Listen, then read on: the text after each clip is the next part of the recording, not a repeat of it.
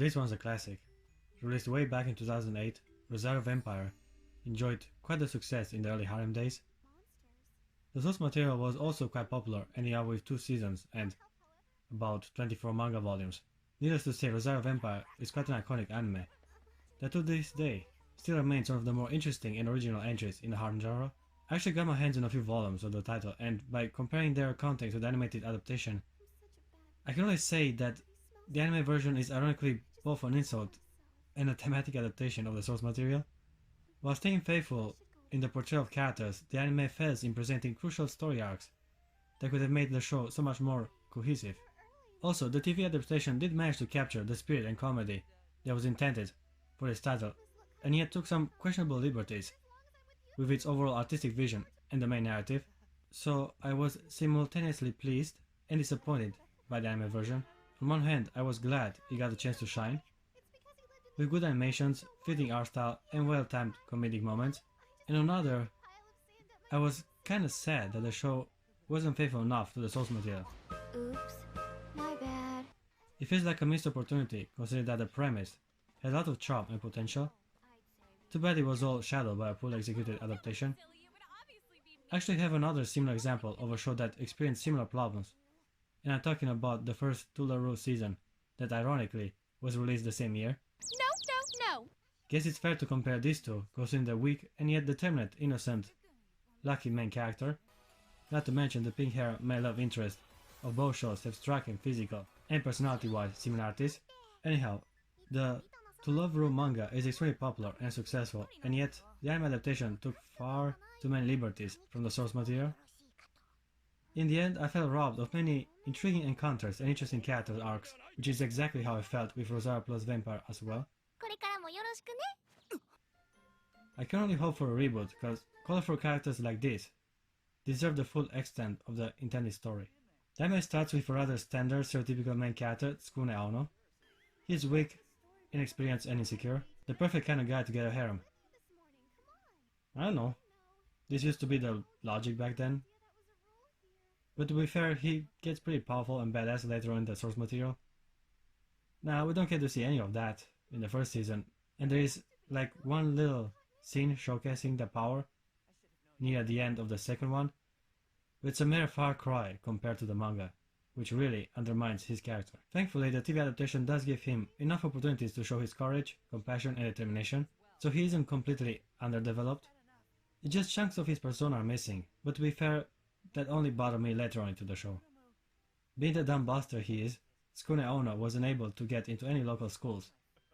Out of desperation, his parents enrolled him in a private facility called Yokai Academy. Little did he knew that it actually was a boarding school for monsters to learn to disguise and coexist with humans. Well, I'm sure that everybody already knows this fact. But Yokai is an incredibly unique school, one that's exclusively for monsters. Yep. Sure, monsters. What?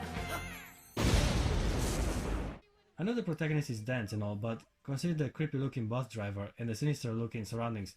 It should be more than obvious that he's in serious danger. Luckily, this is a silly romance harem anime, and Tsukune immediately enjoys the benefits of Yokai Academy. First girl he encounters on his way to school is a dangerously beautiful and innocent day-walking, blood-sucking vampire, Mocha Akashiya. She's gorgeous. She's sensitive, overly feminine, supportive and charming, instant waifu material. And the main character agrees, as he is more than happy to befriend her. According to anime logic, she gets emotionally attached and immediately falls in love with him. Yeah, cause just being a nice average looking guy is enough to bewitch a supermodel. That aside though, I do admit that they do enjoy a rather convincing romance. Here's where the anime succeeds in making me care for the main character. You see, unlike most harem examples out there, Rosario Vampire is more focused on the romance between the two main characters. Sure, there are plenty of other appealing girls that join the fun later in the show, but there is always time allocated to developing the relationship between Tsukune and Mocha. They're the main attraction and the reason of why the story is so engaging and fun to watch. Tasted so sweet, so rich. That feeling, I'll never forget it. Having a vampire as your lover is a fantasy of both boys and girls alike, so there's a clear appeal in Mocha as a character. There are just so many cute moments when Skune and Mocha stare at each other with a romance song playing in the background. Oh, I don't mind. You're my friend. Anything for you. Oh, Mocha. Skune. Oh, Mocha. Skune. Oh, Mocha. Skune. The comedy mostly originates from the fact that Mocha is a strong, dangerous predator and Skune is just an average little fella. What the? Oh, you're silly. I also like how she keeps on biting and taking his blood. Instead of a kiss at the end of each episode, she usually leaves a mark on his neck. These thematic interactions and mutual sincerity ironically made them one of the more believable couples I've seen so far in anime. Before I go on to the other girls, I want to address the art style. I guess it isn't exactly special or anything, but I do like the mysterious atmosphere the show incorporated. The anime does have a gothic feeling to it, with the school architecture, uniforms, decorations, and most of all, the cross Mocha wears. Speaking of which, I nearly forgot a very crucial aspect of Mocha as a character. She may appear innocent, weak, and sensitive, but this is just one side of her. Once the cross is removed, the seal is broken, and she finally reveals her fangs. The red eyes, the silver hair, the overwhelming energy. So then, I suppose the one who woke me up was you.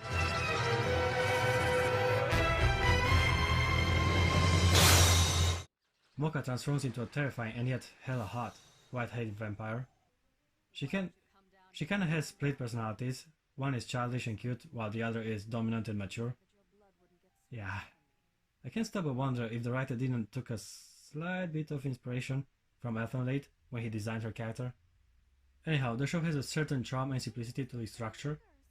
It's self-aware of its corniness and weak plot, but you know, the anime from the start wasn't about world building or lore expansion. No, it primarily focused on its characters. The rest are just supernatural circumstances to make it feel more like an adventure. Between her and the other students, how am I gonna make it in this scary-ass place? This also allows some liberties in increasing female sex appeal, making many of them dangerous but attractive predators. Whoa, who the hell is that? The hot math teacher, Ririko Kagame. You've never seen her? She was in the last episode, dude! I want to learn math under her. Yeah, so do I. Kuromo Kurono is the second girl in school that sets her eyes on our already unbelievably lucky main character. She's a succubus, so it was within her nature to try to seduce all the boys in the academy. Unfortunately, when it comes to beauty and popularity, Mocha was more than a match for her, so she had to postpone her plan to first confront the unexpected rival. Let me explain. My plan is to turn all the boys in the school into my personal love slaves. And it's been working, thanks to my booby trap. But you came along, and all the stupid boys fell for you instead of me. I've had it with your man stealing. Targeting her boyfriend seemed like the more obvious strategy. We're talking about teenage girls here after all. If the Witcher series taught me anything, is that one can't resist a succubus charm, and Skune is no exception for that rule. Now Kuromo also wanted to make him her mate of fate, which basically means apart from enslaving, she also wants to procreate with him. Now that was a big no-no for Mocha, and she made quick work of her. This brings me to another aspect of the show that I enjoyed. The anime doesn't really have much action, and when there is some little skirmishes here and there, usually ends within seconds with a signature one-hit move. You always hammer the importance of learning into others, so allow me to return the favor and teach you your place.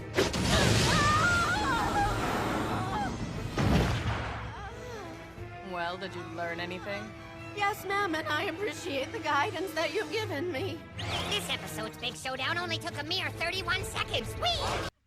It is in my opinion a thematic throwback to older anime like Sailor Moon, where the repetition managed to actually add to the show's charm. Naturally, Kuromo ends up joining the party, and now we move on to the next girl on the list. Stop it! Skune is mine and mine alone! Yukari Sendo is a lowly witch that was being bullied by others at school. She's very smart and therefore managed to join the academy, being just 11 years old.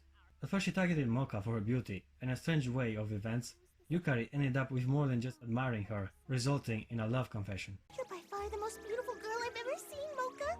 And you're kind-hearted and smart and cool. I love you more than life itself, Mocha! Strangely, this is a thing only at the beginning, because later on in the show she develops a bitter rivalry with Kuromo for Tsukune's affection. Time for some stalker introvert to make an appearance. Mizore Shirayuki is a snow fairy who joins the main character's class in the second term. She is quiet, lonely, and yet somewhat insistent when it comes to interacting with the protagonist. After a misunfortunate event with the gym teacher, she ends up obsessing over Tsukune and therefore increases his harem. I decided to shorten it. Does it look okay? I think it looks super duper good on you! Last girl to be introduced in the first season is Ruby Tojo. Mocha aside, she's my favorite girl obitating the protagonist. At first she was introduced as a villain when our gang was on a school trip in the human world. Long story short, she takes a liking to Tsukune and surprisingly does not become part of the pack, but instead joins the school staff as the headmaster's assistant. Actually, it's a real long story. Ruby, sorry, not that one, is rather episodic, which is a shame, because I really like her as a character, but in the end you can't catch them all. Sorry, Ash.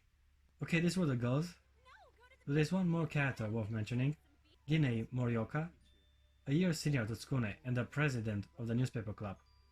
Okay guys, we need to backtrack a little. Tsukune, Mocha and gang ended up being part of the newspaper club, and soon after they got introduced to Gin. What I really liked about him is that not only he's a lazy, good-for-nothing, peeping Tom pervert. You were looking at him first, Dean! No, girls, wait, let me explain! Look, it's true, I did see your panties, but that's only because But also werewolf, another class-ace monster, which sadly doesn't get to do much in the show besides looking up skirts and getting his ass kicked by a female vampire. Jacob would be ashamed. Alright, I pretty much covered most of the content the first season provides. Well, upon revision, I gotta say, I did enjoy the show for its character, simplistic but charming story, and decent sound and art style. It is predictable and repetitive most of the times, and yet I can't stop but wonder if it were not intentional to begin with. I give Rosario plus Vampire an encouraging 7.3 out of 10. It's definitely an iconic title of the harem genre with an amazing premise and a lot of potential to yet be uncovered. Sorry, but I've got some balls to go grab.